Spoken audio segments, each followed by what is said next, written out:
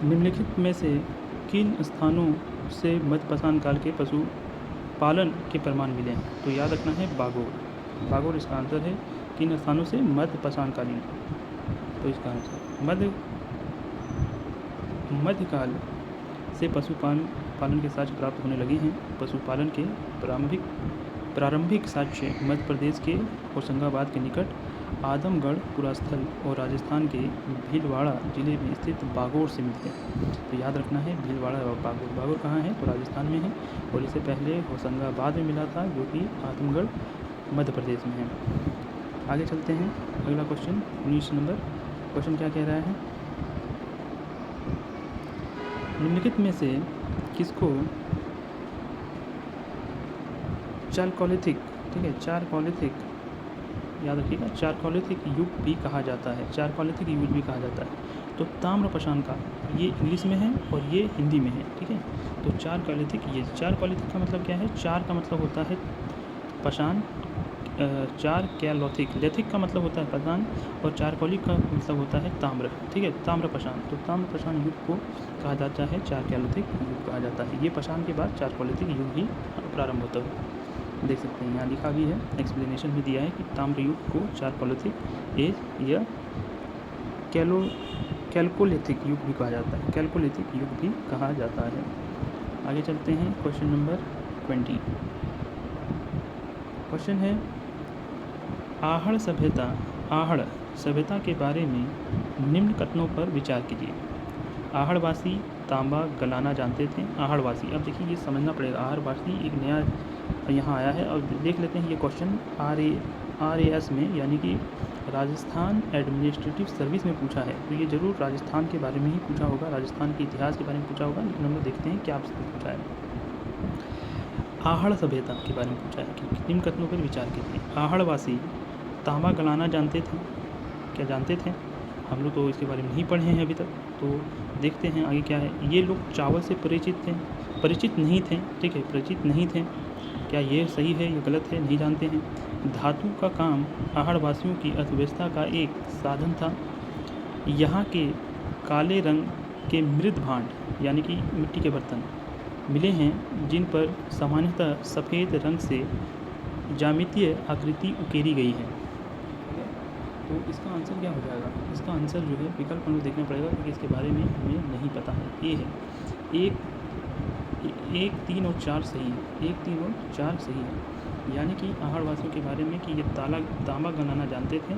तीसरा ये है कि धातु का काम आहड़वासियों की अर्थव्यवस्था का एक साधन था। और चौथा ये है कि यहाँ के काले रंग के मृद भांड मिले हैं, उनका सामान्यतः सफ़ेद रंग से ज्यामितीय आकृति। तो सही विकल्प जो है ये 3 ही है, मतलब कि ये लोग चावल से परिचित नहीं थे, ये गलत है, यानी कि परिचित थे। अब देखिए इसके बारे में क्या लिखा है, इसका एक्सप्लेनेशन से हमें पता चलेगा इनके बारे में सटीक जानकारी। तो इनके बारे में लिखा है कि आहड़ दक्षिण पूर्वी राजस्थान में स्थित एक प्रमुख ताम्रपाषाणिक संस्कृति का स्थल है। तो देखिए ये जो कि RAS में पूछा गया है, राजस्थान एडमिनिस्ट्रेटिव सर्विस में पूछा गया है, तो जाहिर सी बात है राजस्थान के बारे में तो वो डीप से पूछेगा आपसे, क्योंकि आप उसका एग्ज़ाम दे रहे हैं। राजस्थान की सभ्यता संस्कृति, वहाँ का इतिहास के बारे में बड़ा डीप से पूछेगा ये। तो आहड़ संस्कृति के बारे में चूँकि हमें ऐसे तो पढ़ना नहीं है, अगर आप UPSC का तैयारी कर रहे हैं या फिर JPSC का तैयारी कर रहे हैं, तो आपको इसकी ज़रूरत नहीं है। आहड़वासियों के बारे में आप ऐसा नहीं कि कोर्ट के पढ़ने लग जाए या नोट्स बनाने लग जाए, ये बिल्कुल भी आप समझिए कि पूछेगा ही नहीं, ना UPSC ना ही। देखिए UPSC पूछ सकता है, लेकिन ये सबके लिए टफ हो जाएगा, क्योंकि ये NCERT में नहीं है। ये तो जाहिर बात है, आहड़वासियों के बारे में हो सकता है कि आहड़वासियों के बारे में आपको वहाँ की टेक्स्ट बुक, राजस्थान की टेक्स्ट बुक में दिख जाए, लेकिन यहाँ नहीं है। तो यहाँ क्या है, स्थिति क्या है कि आहड़वासी जो है कहाँ रहते थे? दक्षिणी पूर्वी में रहते थे। दक्षिण पूर्व, तो दक्षिण पूर्व कैसे होता है? दक्षिण ये रहा और पूर्व कहाँ हो गया ये, यानी कि इधर साइड में रहते थे। राजस्थान के प्रमुख ताम्रपाषाणी चारकोलिथिक संस्कृति है। आहड़ संस्कृति के लोग मूलतः कृषक थे, फार्मर थे, पशुपालक थे। वे गेहूँ, जौ तथा चावल से परिचित थे। ये तीनों चीज़ से परिचित थे। बल्कि आपको ऑप्शन नंबर 2 जो आपका दूसरा नंबर का था, वो कह रहे थे कि इसमें चावल से परिचित नहीं थे, जो कि गलत था। आहड़ का एक अन्य नाम ताम्रवती या तांबा वाला स्थान, ताम्रवती तो तांबा वाला स्थान भी मिलता है, जिससे सूचित होता है कि यहाँ तांबा बहुयायत में उपलब्ध था। यहाँ के निवासी तांबे को गलाकर मनचाही वस्तुएं तैयार करते थे। वस्तु का काम आहड़वासियों की अर्थव्यवस्था का एक प्रमुख साधन था। यहाँ से काले लाल रंग के मृत भांड की प्राप्ति हुई है, जिस पर सामान्यतः सफ़ेद रंग से ज्यामितीय आकृति उकेरी गई है। इसलिए विकल्प जो है सही है। तो आहड़वासियों के बारे में हम लोग जान गए हैं। तो याद रखना है कि ये राजस्थान स्पेसिफिक क्वेश्चन था, तो राजस्थान वाले इसे बड़े आसानी से बना सकते थे। हो सकता है कि वहाँ का जो स्पेसिफिक बुक आता है, जैसे हम लोग क्या करते हैं कि झारखंड से रिलेटेड अगर हमें पढ़ना रहता है तो हम लोग मनीष रंजन ले लेते हैं या फिर उड़ान ले लेते हैं, है ना। उसी तरह से वहाँ का भी जो है कोई स्पेसिफिक झारखंड को राजस्थान को पढ़ना होगा तो वहाँ पर भी क्या है कि वहाँ का भी कोई स्पेशल बुक आता होगा। उसी तरह से वहाँ के लोग भी ये बहुत ईजी होगा वो क्वेश्चन, कोई ज़्यादा बड़ा क्वेश्चन नहीं है, बल्कि हम लोगों के लिए जो नहीं पढ़े हैं उसके लिए ये बहुत बड़ा लग रहा है। अगला है यूपी पीसीएस का क्वेश्चन है। तो देखिए इसमें क्या लिखा है कि निम्नलिखित में से किस पुरास्थल से पाषाण संस्कृति से लेकर हड़प्पा सभ्यता तक के संस्कृति आवेश प्राप्त हुए हैं। तो कह रहा है कि पुराना स्थल कौन सा ऐसा पुराना स्थल है जहाँ से पाषाण संस्कृति से लेकर हड़प्पा सभ्यता की संस्कृति के अवशेष प्राप्त हुए। अब देखिए दोनों की जो प्राचीन इतिहास पढ़े हैं वो जानते हैं कि पाषाण संस्कृति अलग है और हड़प्पा संस्कृति अलग है, हड़प्पा सभ्यता अलग है। दोनों अलग अलग कालखंड में दोनों का अलग अलग कालखंड है। तो इसे कह रहा है कि दोनों की संस्कृति मिले, आमरी, मेहरगढ़, कोट दीजी या कालीबंग। तो देखिए मेहरगढ़ में तो हमें पता है यहाँ चावल वावल जो हो रहा था वो पाषाण संस्कृति का था, और मेहरगढ़ में जो है मेहरगढ़ वो बलूचिस्तान में है और वहाँ पे हड़प्पा सभ्यता से भी बहुत सारे अवशेष मिले हैं। तो ये मेहरगढ़ कॉमन हो जाता है कि पाषाण संस्कृति में भी मेहरगढ़ का नाम आता है और हड़प्पा सभ्यता में भी मेहरगढ़ का नाम आता है। तो आंसर जो है इसका बी हो जाएगा। अब देखिए क्या लिखा है, बलूचिस्तान पाकिस्तान में स्थित पुरास्थल मेहरगढ़ से पाषाण संस्कृति से लेकर हड़प्पा सभ्यता तक के संस्कृति अवशेष प्राप्त हुए हैं। अब चलिए आगे चलते हैं। नवदा टोली का उत्खनन किसने किया है? नवदा टोली का उत्खनन किसने किया है? तो इसका आंसर सी है। ये यूपी लोअर सब स्पेशल प्री 2009 का क्वेश्चन है। तो नवदा टोली जो है, अब नवदा टोली जो है एनसीईआरटी में इस तरह का नाम का कोई उच्चारण नहीं किया गया है, मतलब इस तरह का नाम नहीं जिक्र में आया है। तो इसको याद रखना है कि ये हो सकता है यूपी स्पेसिफिक हो। देखते हैं क्या लिखा है। नवदा टोली जो है मध्य प्रदेश में है, तो ये समझिए कि ऑल इंडिया के लिए लागू हो जाता है। जब अगर यूपी का रहता तो थोड़ा कह सकते थे कि यूपी से डिटेल से पूछा जा रहा है, लेकिन ये यूपी का एग्ज़ाम है लेकिन पूछ रहे हैं मध्य प्रदेश से। तो नवदा टोली का उत्खनन दक्कन कॉलेज पूना के प्रोफेसर HD सांकलिया ने करवाया था। यह स्थल इस महाद्वीप के सबसे विस्तृत उत्खनित ताम्रपाषाणी ग्राम स्थल है, जिसकी तिथि ईसा पूर्व 1600 से लेकर 1300 के मध्य निर्धारित की गई है। हाँ, तो याद रखना है कि नवदा टोली जो है ये कहाँ पे है? इस महाद्वीप का सबसे विस्तृत उत्खनित ताम्रपाषाणी ग्राम है, जिसकी तिथि 1600 ईसा पूर्व से लेकर 1300 ईसा पूर्व के मध्य निर्धारित की गई है। तो नवदा टोली आपको याद रखना है कि इसको जो है HD सांकलिया ने करवाया था। अब इसके बारे में थोड़ा सा आपको डिटेल अगर चाहते हैं तो पढ़ सकते हैं। मुझे नहीं लगता है कि ये कोई बहुत बड़ा इंपॉर्टेंट क्वेश्चन है। आगे हम लोग देखते हैं, गूगल का सहारा ले सकते हैं पढ़ने के लिए। अब देखिए वो और क्वेश्चन पूछा है, यूपी पीसीएस में ही पूछ दिया, मेंस में ये क्वेश्चन पूछा है कि नवदा टोली किस राज्य में अवस्थित है। तो अभी हम लोग जाने हैं नवदा टोली कहाँ है, मध्य प्रदेश में है, तो इसका आंसर मध्य प्रदेश में हो जाएगा। अब है वृहत पाषाण स्मारकों की पहचान की गई है। वृहत मतलब क्या होता है? बड़ा। पाषाण स्मारकों की पहचान की गई है, तो इसका आंसर क्या होगा? सन्यासी गुफाओं के रूप में वृहत स्मारकों की पहचान की गई है। मृतक को दफनाने के स्थान है ना, मंदिर के रूप में, यह उपयुक्त में से कोई नहीं। तो इसका है मृतक को दफनाने के स्थान में। ये क्या करते हैं, वृहत स्मारकों में क्या करते थे कि ये बीच में मुर्दा को गाड़ देते थे और चारों ओर बड़े बड़े पत्थर जो है लगा देते थे, है ना। इस तरह से चारों ओर पत्थर लगा देते थे। इसे बृहद पाषाण, ये साउथ इंडिया में देखने को मिलता है, ठीक है। साउथ इंडिया में ये देखने को, नॉर्थ इंडिया में नहीं है, लेकिन साउथ इंडिया में तमिलनाडु वगैरह में, तमिलनाडु आंध्र प्रदेश में ये आपको संस्कृति देखने को मिलती थी। तो बृहद स्मारकों की पहचान की गई है मृतक को दफनाने के स्थान के रूप में। देख सकते हैं यहाँ पे लिखा हुआ है, नवपाषाण युगीन दक्षिण भारत में शवों के विभिन्न प्रकार की समाधियों में दफनाने की परंपरा विद्यमान थी। देख रहे हैं दक्षिण भारत में तो सही कई सारे समाधियों की दफनाने की परंपरा है। इन समाधियों को जो विशाल पाषाण खंडों से निर्मित है, बृहद पाषाण या मेगालिथ, जिसे मेगालिथ भी कहा जाता है, के नाम से जाना जाता है।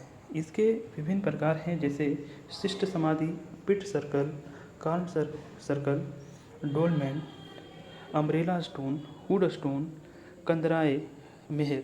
इसको सबसे अच्छा समझने का गूगल आप थोड़ा कीजिए, गूगल में इसके बारे में, मतलब इस गूगल में इससे रिलेटेड किस तरह का ये सारा विभिन्न प्रकार हैं, है ना, मेगालिथ के, इसके बारे में आप जानकारी ले सकते हैं। जैसे शिष्ट समाधि हो गया, पिट सर्कल हो गया, इसके बारे में क्वेश्चन भी आया हुआ हो सकता है। यहाँ अगला क्वेश्चन हमें इसी से देखने को मिलेगा।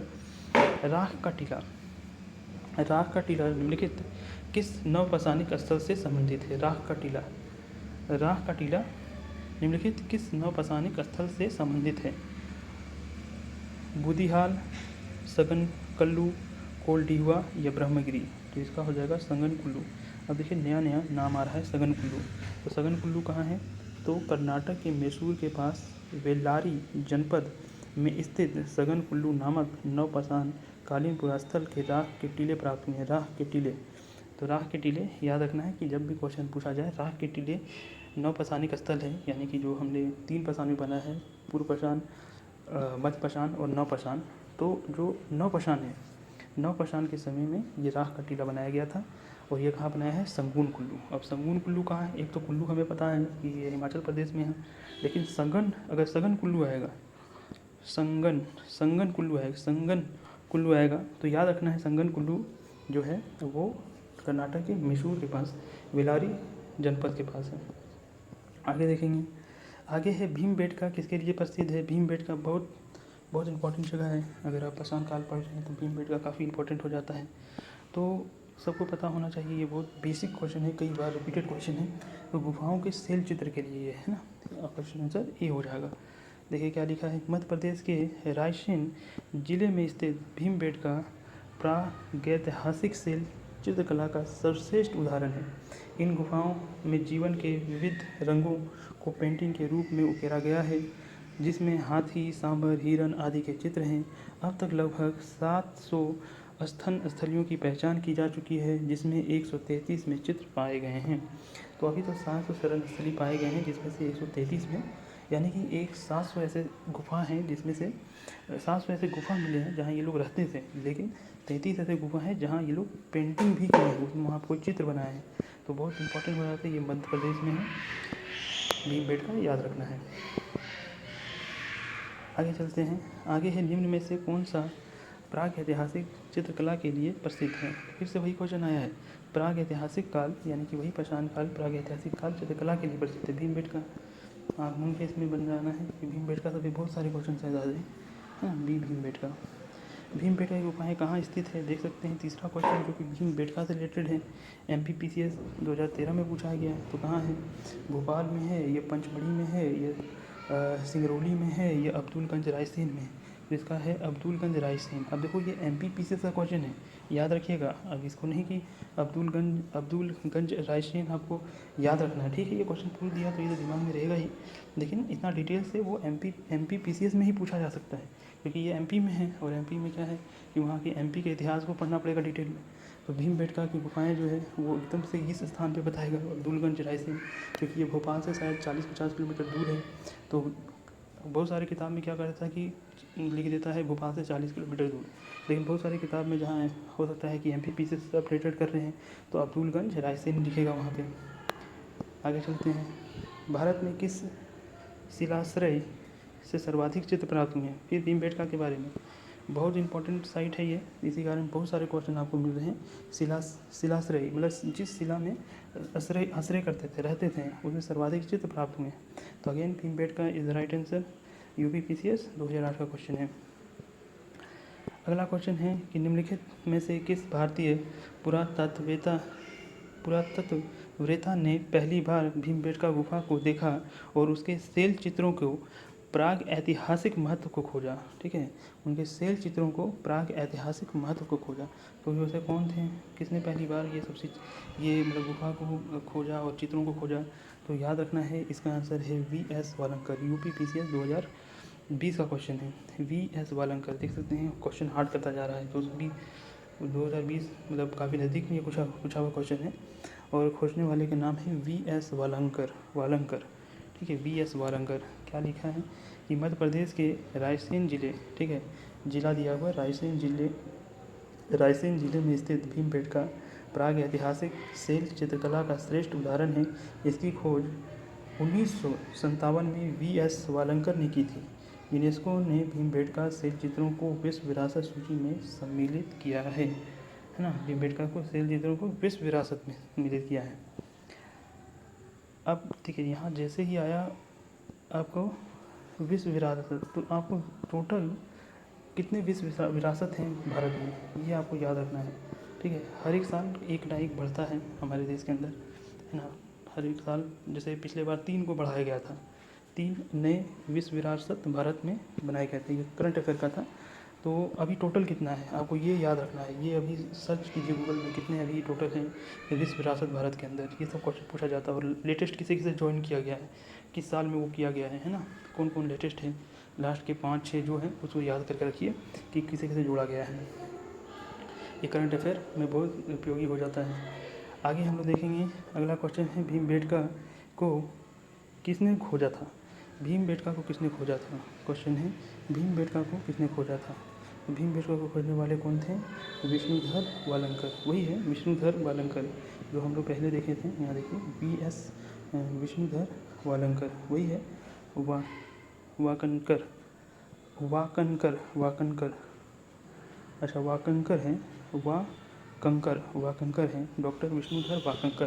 तो यही जो है उसका पूरा नाम यहाँ दिया है, वहाँ पे शॉर्ट में दिया गया था, है ना। तो विष्णुधर वाकनकर जो हैं वो भीमबेटका की खोज किए थे। MPPCS में भी क्वेश्चन ये पूछा है। फिर है गैरिक मृदभांड पात्र, गैरिक, ठीक है, गैरिक मृदभांड पात्र जिसे OCP कहा जाता है। OCP का नामांकन हुआ था, ठीक है, नामांकन हुआ था। OPC का नामांकन हुआ था तो हस्तिनापुर में। कहाँ हुआ था, हस्तिनापुर में, ठीक है, हस्तिनापुर में हुआ था। गैरिक मृदभांड पात्र का नामांकन जो हुआ था वो कहाँ हुआ था, हस्तिनापुर में हुआ था। देखते हैं इसके बारे में डिटेल में क्या लिखा है। गंगा यमुना द्वाब की सांस्कृतिक परंपरा संभवतः उस संस्कृति के साथ शुरू होती है जिसे अपने अत्यंत विशिष्ट मृदभांड के नमूने के कारण गेरुवर्णी यानी गैरिक मृदभांड संस्कृति OPC कहा गया। BB लाल ने वर्ष 1951 में हस्तिनापुर में सर्वप्रथम गैरिक मृदभांड प्राप्त किया था और वहीं इसका नामांकन हुआ। तो याद रखना है कि आपको हस्तिनापुर में ही इसे पहले मिला था और इसे जो है 1951 में ही इसे दिया गया गैरिक, ठीक है, गैरिक। आगे चलते हैं। आगे है हमारा कि ताम्रश्य काल में महाराष्ट्र के लोग मृतकों को घर के फर्श के नीचे किस तरह रखकर दफनाते थे। ठीक है, तो ये UPPCS का क्वेश्चन है, काफ़ी इंपॉर्टेंट हो जाता है। महाराष्ट्र से पूछा गया है, महाराष्ट्र के लोग मृतकों के घर के फर्श के नीचे किस तरह से रख के दफनाते थे। तो उत्तर से दक्षिण की ओर, माथा उत्तर की ओर रहता था और पैर जो है दक्षिण की ओर रहता था। तो इस तरह से लोगों को दफनाते थे, है ना। कहाँ के लोग, ताम्रश्य यानी कि ताम्रश्य यानी कि ताम्रपाषाणकालीन संस्कृति में बात हो रही है। ताम्रपाषाण, जब तांबा और पाषाण का यूज़ लिया जाता था, यानी कि पाषाण युग के बाद का समय, है ना, जिसे ताम्रपाषाण कहा जाता है, चारकोलिथिक एज कहा जाता है। तो उत्तर से दक्षिण की ओर लिया जाता था। और यहाँ देखिएगा महाराष्ट्र में ताम्रपाषाणकालीन संस्कृति जिसे जारवे संस्कृति कहा जाता है, हर घर के नेवासा, देमाबाद, कोठे, चंदौली, इमामगांव आदि पुरास्थलों के घरों से मृतकों के अस्थि कलश में रखकर उत्तर से दक्षिण दिशा के घरों में फर्श के नीचे दफनाए जाने के साक्ष्य मिले हैं। कब्र में मिट्टी की हड्डियाँ और तांबे में कुछ वस्तुएं भी रखी जाती है। ठीक है, इसमें वस्तुएं भी रखी जाती है। निम्नलिखित में से किस स्थल से मानव कंकाल के साथ कुत्ते का कंकाल भी स्वाधान से प्राप्त हुए हैं? ठीक है, तो कुत्ते कंकाल मानव के साथ कुत्ते के साथ मिले हैं। ऐसा माना जाता है कि हो सकता है कि जो उसका सबसे प्रिय चीज़ होता था, यानी कि मानव को जब दफनाते थे बसान काल के लोग, उस समय उसका जो कुत्ता होता था, जो प्रिय कुत्ता होता था, उसको भी जो है ये लोग साथ में दफना देते थे। तो ये कहाँ मिले हैं, इस तरह की जो व्यवस्था कहाँ मिली है? तो ये याद रखना है बुर्ज होम में। और बुर्ज होम कहाँ है? तो कश्मीर में है। ठीक है, कश्मीर के निकट जो उत्तर पश्चिमी स्थित बुर्ज होम नवपाषाणिक व्यवस्था के मानव कंकाल के साथ कुत्ते का कंकाल भी स्वाधान से प्राप्त हुआ है। गर्तावास यानी कि गड्ढों वाले घर भी यहीं से पैदा हुआ। तो गड्ढों वालों घर, ये लोग क्या करते थे, ज़मीन को खोद के घर बनाते थे। यानी कि जहाँ हमारा छत होता है, वो लोग क्या होता, ज़मीन ही उसका छत होता था, मतलब ज़मीन पर ही वो सीलिंग लगाते थे, ज़मीन के बराबर ही अपना सीलिंग लगाते थे। तो इसे कहा बुर्ज होम में, ये कश्मीर के पास में मिला, ये कश्मीर में मिला है। अब निम्नलिखित में से किस स्थान पर मानव के साथ कुत्ते दफनाए गए हैं? फिर वही क्वेश्चन आया है, तो बुर्ज होम आया है ना, बुर्ज होम आया है इसका आंसर। फिर है गर्त आवास का साक्ष्य प्राप्त हुए हैं। फिर अगेन एक फिर से वही क्वेश्चन है, बुर्ज होम है ना, व्याख्या दे दिया गया, तो बुर्ज होम बहुत याद रखना है। निम्नलिखित में से युग्मों को विचार कीजिए, ऐतिहासिक स्थानों व्याख्याओं का कारण बताइए। तो यहाँ देखिए क्या लिखा हुआ है, ऐतिहासिक स्थान लिखा हुआ है और व्याख्याति के कारण लिखे हैं। तो बुर्ज होम लिखा है, चंद्रकेतुगढ़ लिखा है, गणेश्वर लिखा है, तो इसके बारे में आपको लिखना है। तो बुर्ज होम में अभी हम लोग को पता चला, क्या पता चला था यहाँ पे, तो ऐसा तो कुछ दिया नहीं है। जैसे हमें शैलकृति देव मंदिर, टेराकोटा कला और ताम्र कलाकृतियाँ मिला है। तो अभी बुर्ज होम के बारे में हम लोग ने क्या पढ़ा था कि ये लोग गड्ढों में घर बनाते थे। और दूसरा है कि यहाँ पे जो है कुत्ते के साथ दफनाया हुआ मानव कंकाल भी मिला है। तो क्या ये सही है, कौन सही है, ये दिखाना है। सम्मिलित कीजिए, कौन क्या एक सही है, केवल एक सही है, दो सही है, तीन सही है। तो ये IAS का क्वेश्चन 2021 का है और इसका आंसर है डी, यानी 2 और 3 ही है। तो देखिए यहाँ लिखा है, बुर्ज होम नामक नवपाषाणिक पुरास्थल जम्मू कश्मीर केंद्र शासित प्रदेश में अवस्थित है। इस पुरास्थल की खोज वर्ष 1935 में डी टेरा एवं पीटरसन ने की थी। इस पुरास्थल से गर्तावास के साक्ष्य की प्राप्ति हुई है। केंद्रकेतुगढ़ पश्चिम बंगाल प्रांत में स्थित एक मुख्य ऐतिहासिक पुरातात्विक पुरास्थल है। चंद्रकेतुगढ़ जो है, चंद्रकेतुगढ़ पश्चिम बंगाल के प्रांत में एक प्रमुख ऐतिहासिक पुरातात्विक पुरास्थल है जो विद्याधरी नदी के निकट पर अवस्थित है। यहाँ से ऐतिहासिक काल के टेराकोटा कला के कई उदाहरण प्राप्त हुए हैं जो तत्कालीन शिल्प कौशल की एक असामान्य प्रदर्शित करता है। शिल्प कौशल, ठीक है, शिल्प कौशल समझ रहे हैं, पत्थरों को उकेर के जो मूर्तियाँ बनाने की कला होती है, कुछ मूर्तियाँ ही नहीं कुछ भी बना सकते हैं, तो वो बनाने की शिल्प कौशल की जो असामान्य मतलब कि उसके जैसा कोई नहीं है, असामान्य, जो सामान्य नहीं था, बहुत अच्छे से वो बनाते थे, है ना, विशेषता प्रदर्शित करता है। गणेश्वर राजस्थान प्रांत में स्थित एक प्रमुख ताम्रपाषाणिक पुरास्थल है। इस पुरास्थल की खोज राजस्थान विश्वविद्यालय के पुरातत्व विभाग के प्रोफेसर रतन चंद्र अग्रवाल ने की थी। इस पुरास्थल से दोहरी, पंचदार, सिरे वाली ताम्र बानग्रह, मछली पकड़ने का कांटा तथा विभिन्न प्रकार के मृत भांड प्राप्त हुए। इस प्रकार विकल्प डी सही है। इस प्रकार विकल्प डी क्या है, सही है, यानी कि 2 और 3 है। तो हमें याद रखना है, बुर्ज होम में क्या हमें मिला है, कुत्ते के साथ दफनाए हुए, है ना, कुत्ते के साथ दफनाए हुए मानव कंकाल।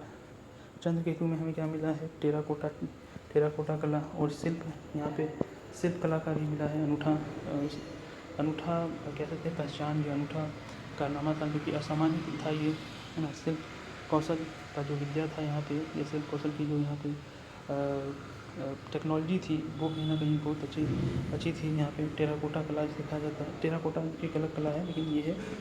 अच्छा ये देखिए, मेरे लिए कौन सा अपने केवल पता 2 और 3 सही है ना। ये डी जो है, ताम्र कलाकृति, कानेश्वर में ताम्र कलाकृतियाँ हैं, जैसे कि हम लोग देखें कि राजस्थान के जो गणेश्वर हैं वहाँ पे हमें ताम्र पुरास्थल मिला है, जहाँ पे क्या मिलता है कि वहाँ पे हमें ताम्र कलाकृतियाँ मिलती हैं, मछली पकड़ने का कांटा मिलता है, ये सब सभी। अब है विंध्य क्षेत्र के किस शिलाश्रय से अधिक मानव कंकाल मिले हैं? तो विंध्य क्षेत्र से शिलाश्रय के सर्वाधिक मानव कंकाल कहाँ मिले हैं? तो इसका आंसर है डी, लेखिया में हमें क्या मिले हैं? सबसे ज़्यादा मिले लेखिया जो है। तो विंध्य क्षेत्र कौन सा क्षेत्र होता है? मध्य प्रदेश का ऊपरी भाग, नॉर्दर्न भाग जो विंध्य क्षेत्र होता है वो मध्य प्रदेश का ऊपरी भाग, जो कह सकते हैं कि थोड़ा मिर्ज़ापुर वगैरह क्षेत्र आ जाता है, इलाहाबाद का क्षेत्र कह सकते हैं। और ये जो शिलाश्रय का सर्वाधिक कहाँ मिले हैं? तो ये जो है लेखिया मिले हैं। अब देखिए क्या लिखा है इसके बारे में। लिखता है डॉक्टर J.N. पांडे की पुस्तक जो है जिसमें है पुरातत्व विमर्श के अनुसार विंध्य क्षेत्र के लेखिया के शिलाश्रय संख्या 1 से मध्य पाषाणिक लघु पाषाण उपकरणों के अतिरिक्त 17 मानव कंकाल प्राप्त हुए हैं, जिसमें से कुछ सुरक्षित हालत में हैं तथा अधिकांश क्षत विक्षत अवस्था में प्राप्त हुए हैं। अमेरिका के ओरेगन विश्वविद्यालय में जॉन आर लुकास के अनुसार लेखिया में कुल 27 मानव कंकाल अस्थियाँ मिली है। अब ये देखना है किस UPPCS 2016 का क्वेश्चन है। तो ये क्वेश्चन UPPCS भले ही पूछता है, लेकिन कहीं ना कहीं ये पूरे ऑल इंडिया पर लागू हो जाता है कि विंध्य क्षेत्र में किस शिलाश्रय में सबसे सर्वाधिक मिले हैं? तो लेखिया में मिले। आगे नीचे 2 कथनों दिए गए हैं, इनमें से एक अभिकथन और दूसरा कारक कहा गया।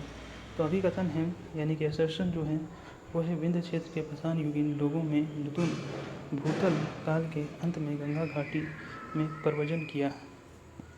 देखो इसका तो कोई इसे बता नहीं सकते कि ये क्या बोलना चाह रहा, काफ़ी ज़्यादा हिंदी है। और ये UPRO और ARO मेंस में क्वेश्चन पूछा गया है। जलवायु परिवर्तन के कारण इस काल में शुष्कता का चरम था। नीचे दिए गए में सही कौन सा है? इसका आंसर ये है कि दोनों सही है, और जो R है वो A का सही व्याख्या करता है, यानी कि जो रीजन है वो असर्शन की सही व्याख्या करता है। ये सब क्वेश्चन थोड़ा सा टिपिकल हो जाते हैं, क्योंकि थोड़ा समझ पाना और फिर इसका सही लगाना कि कौन सही है, कौन सा रीज़न बनेगा या नहीं बनेगा, ये थोड़ा मुश्किल हो जाता है।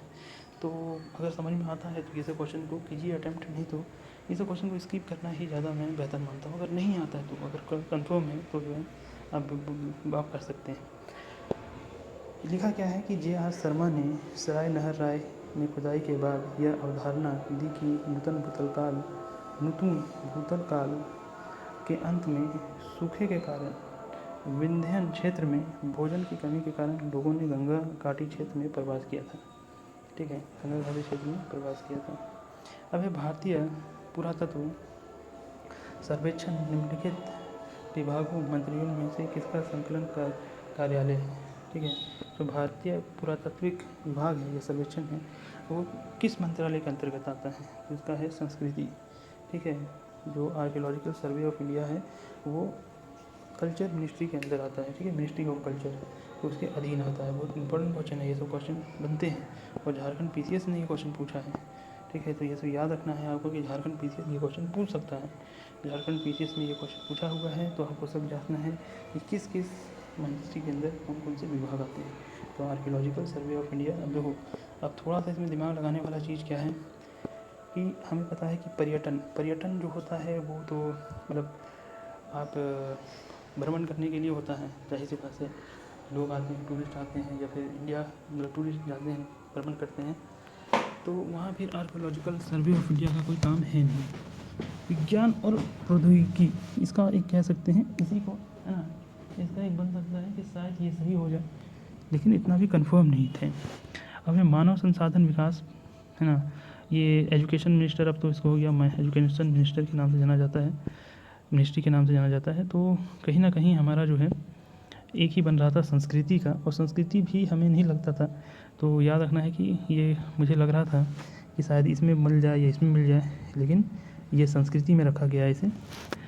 तो याद रखना है कि बहुत सारे ऐसे क्वेश्चंस बने हैं, सिर्फ इसमें ही नहीं, बहुत सारे ऐसे हैं जो आपको पूछ दिया जाता है। अब ये भारतीय पुरातत्व का जनक किसे कहा जाता है? भारत पुरातत्व का जनक किसे कहा जाता है? तो इसका आंसर है अलेक्जेंडर कनिंघम। ठीक है, तो देखिए क्या लिखा है कनिंघम के बारे में कि अलेक्जेंडर कनिंघम जो कि 1814 से लेकर 1893 को एक ब्रिटिश सेनाधिकारी के रूप में बंगाल इंजीनियर्स के साथ काम करने के लिए तैनात किया गया था। उन्हें भारतीय पुरातत्व के जनक के रूप में माना जाता है। तो इन्होंने ही शुरू कराया था जो आर्कियोलॉजिकल सर्वे ऑफ इंडिया है, खुदाई वुदाई करके जो है भारत में खुदाई करने का श्रेय जो है इन्हीं को जाता है। यही डिपार्टमेंट के हेड थे, ये कह सकते हैं कि इन्हीं के द्वारा फाउंडर थे ये। भारतीय मानव संग्रहालय कहाँ है? राष्ट्रीय मानव संग्रहालय कहाँ है? राष्ट्रीय मानव संग्रहालय कहाँ है? तो इसका आंसर है भोपाल में। राष्ट्रीय मानव संग्रहालय कहाँ है? भोपाल में। क्या लिखा है? राष्ट्रीय मानव संग्रहालय, जिसका नाम बदलकर इंदिरा गांधी राष्ट्रीय मानव संग्रहालय कर दिया गया, भोपाल मध्य प्रदेश में स्थित है। यह भारत सरकार की संस्कृति विभाग के अंतर्गत स्वायत्तशासी संगठन है। ठीक है, तो ये आपको समझ में आ गया। दूसरा है, ठीक है, तो यहाँ से हम लोगों ने लगभग 42 क्वेश्चन कर लिए हैं, है ना। टोटल 42 क्वेश्चन हो चुका है। और अगला जो है संदेव घाटी सभ्यता है। भले ही पाषाण काल से ज़्यादा क्वेश्चन आए ना आए, लेकिन ये एक मोस्ट इम्पॉर्टेंट घाटी है, मोस्ट इम्पॉर्टेंट चैप्टर है, खास कर जेपीएससी के लिए। जेपीएससी मेंस में अगर आप देखेंगे तो जो एंशिएंट इंडिया है, एंशिएंट इंडिया में पहला टॉपिक इसी से शुरू किया, यानी कि पाषाण वाला पोर्शन जो है उसने छोड़ दिया है। पाषाण वाला पोर्शन छोड़ के सीधा संदेव सभ्यता संस्कृति के बारे में पूछा गया है। संदेव घाटी सभ्यता से ही शुरू करने बोलता है। तो हो सकता है कि अगर यूपीएससी तैयारी कर रहे हैं तो पाषाण से पूछने की संभावनाएं बहुत कम है। वैसे आप देख सकते हैं एक क्वेश्चन पूछा है, वो भी क्वेश्चन मिनिस्ट्री से पूछा है, मतलब ठीक है यहाँ तक आ सकता है तो ठीक है, लेकिन ये क्वेश्चन पूछा है किस मंत्रालय के अंतर्गत आता है आर्कियोलॉजिकल सर्वे ऑफ इंडिया। ये आप चाहें तो शायद आप संदेव घाटी सभ्यता भी पढ़ते ना, उस समय भी वो कनिंघम के बारे में आता है, अलेक्जेंडर कनिंघम के बारे में आता है। तो यहाँ हमारा ख़त्म होता है। सबसे इम्पोर्टेंट अगला जो वीडियो होगा वो होगा संदेव सभ्यता की और संस्कृति के बारे में। तो नोट्स मैं पढ़ता नहीं हूँ, नोट्स लेकिन पढ़ना चाहिए। और सबसे अच्छा मैं बताया हूँ पढ़ने का तरीका यही है कि आप एक किताब खरीद लें, सबसे अच्छा होगा। देखिए पीडीएफ में जितना भी पढ़ेंगे तो एक तो पीडीएफ में मतलब पढ़ने का पढ़ तो लेते हैं, लेकिन कई बार क्या होता है कि कई सारी चीज़ पर हमें नोट्स बनाना पड़ता है। और जब आप कभी रिवीजन करेंगे तो किताब अगर हाथ में रहेगा तो वो ज़्यादा बेहतर रहता है। यहीं तो पीडीएफ में आप उलझ के रह जाएंगे, कई सारे पीडीएफ को आपको इस्तेमाल करना पड़ता है एग्ज़ाम के दौरान। तो इसे कहाँ रखना है, क्या कहाँ है नहीं है, इसे खोज पाना बड़ा मुश्किल होता है। तो मेरा तो सजेशन यही होगा जो भी तैयारी कर रहे हैं कि आप किताब खरीद लें, है ना। सेकेंड हैंड मिलते हैं तो बहुत अच्छा है, नहीं मिलता है तो आप नया खरीद लें, जो भी पैसा लगे, लेकिन इसको खरीदना ज़रूरी हो जाता है। और इस तरह से हमारा जो है पूरा पाषाण काल ख़त्म होता है। अगला वीडियो संदेव घाटी सभ्यता में, और मिलते हैं तो हम अगले वीडियो में।